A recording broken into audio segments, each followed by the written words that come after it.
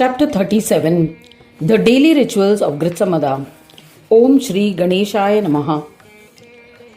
King Aila asked Gargya, "Please tell me how Mahayogi Grutsamada was performing the two types of puja daily, in detail." Ganesha had conferred the status of the most eminent Brahmin on him. He had made him the composer of one of the suktas for extolling Lord Ganesha. So please tell me about the puja rituals that he observed in detail. Mahamuni Gargya replied to Aila. He would awake at daybreak, would pay his respects to his guru, he would perform a Manasa Puja worship in the mind of Ganeshwara and his opulent form. He would ask for forgiveness from Mother Earth, Dharani, before setting foot on the ground. As has been advised in the Shastras, he would perform physical purification with regularly Sauchavidhi. He would perform cleansing of the mouth. Then he would bathe as ordained. First, he would perform an internal bath that would cleanse the dirt of ignorance. I shall tell you how the dirt of ignorance should be cleansed, which will be helpful to all. One should meditate on the four-armed Gajanana who resides peacefully in the Sahasrara Chakra and who is the size of the big toe. This Lord holds a gourd and an axe in two hands, holds a tooth in the third hand, and holds his fourth hand in the fearless gesture. He has 3 eyes and is adorned with ornaments and beautiful clothes. One should imagine that a large river has emanated from his big toe and the holy waters have spread everywhere. O King, an intelligent devotee must wash off all the dirt of ignorance that has been accumulated in the mind with the waters of the imaginary river. A person who takes such an internal bath daily will be completely free of all dirt within and will become deserving of joy and liberation. This must be followed by an external bath. The external bath is of 2 types, Vedic and Tantric. The procedures mentioned in the Vedic scriptures which one follows is called a Vedic bath. This should be performed first. Thereafter one should have a Tantric bath by chanting the root mantra, the Moola mantra. Then the person becomes as clean as God and eligible to perform his karmas. O King, Grutsamada would follow this procedure with great devotion and wholeheartedly to be loved by Ganesha. He would perform a Vedic bath first, then wear clean and sacred clothes and perform the all-siddhi bestowing Sandhya Vandana, religious acts performed by Brahmins and the twice-born men at the 3 divisions of the day as per the rites mentioned in the Agamas. In the Sandhya Achamana, sipping the holy water is performed, which is of 3 types, namely Vedic, Tantric and Pauranic. The ritual accompanied by utterance of certain mantras is Vedic, Bhuva, Bhu, Bhuva, Swaha.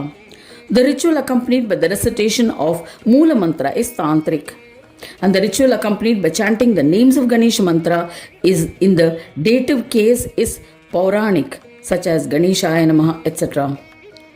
Now I shall tell you the purifying procedure for Achamana as described in the Puranas.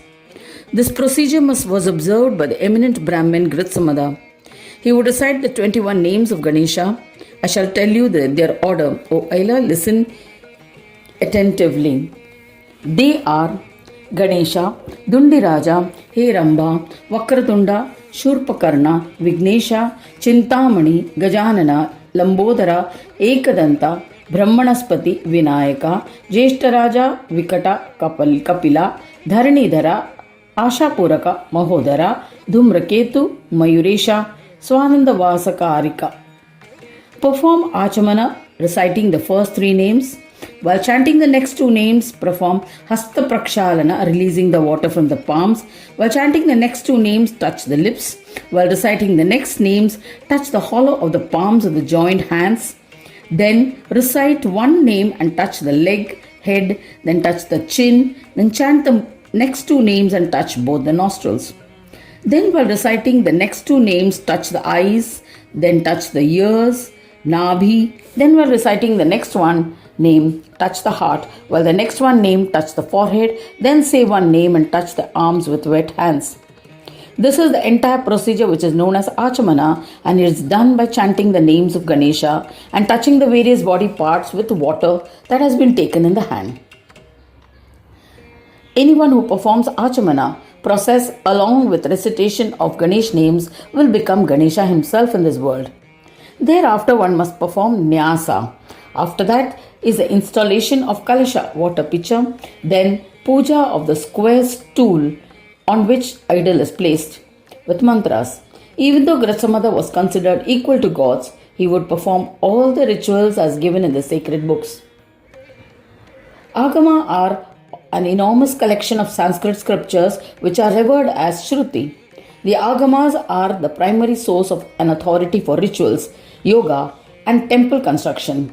Each of the major denominations, Shaiva, Vaishnava, and Shakta, has its unique Agama texts.